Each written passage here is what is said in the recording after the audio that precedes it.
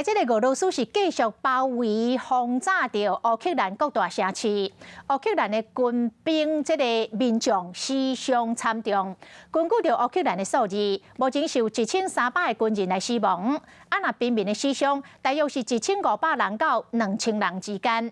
但是，若是以俄罗斯的军兵力是乌克兰的8倍，加上俄罗斯安尼无站无閘，安尼乌白轰炸，恐惊乌克兰死伤的人数唔那安尼尔。这个乌克兰的总统泽伦斯基最近是亲身到病院来探视着受伤的士兵，而且信心来喊下这个话话，讲乌克兰一定会镇压。另外，这个俄罗斯甲乌克兰第4轮谈判时间会伫等一个台湾时间4点半用视讯来进行。唔惊，俄罗斯暗杀的乌克兰总统泽伦斯基出现伫乌克兰一间病院内底。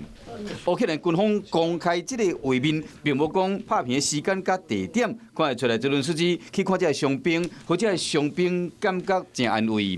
Одужуйте, сил вам, ви молодці. Заради вас і на ваших плечах все це. 战争已经进入第19天，泽伦斯基总统再度咧话讲，伊亲身又去看过基辅的守备，这战术拢认为乌克兰会赢。这款信心互人感受到，这正是乌克兰求胜利的武器。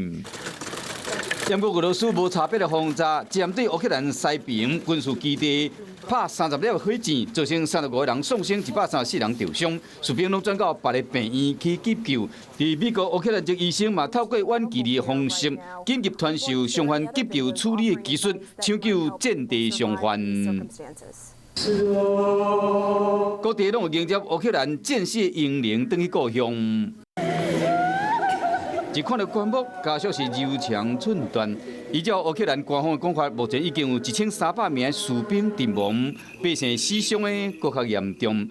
不过乌克兰也好，俄罗斯也好，双方拢要求胜利，所以讲暂时又是今日展开的第4轮的谈判，会有什么结果，无人知。Put enormous pressure on Vladimir Putin to try to change his calculus to end this war, to get a ceasefire in the first instance.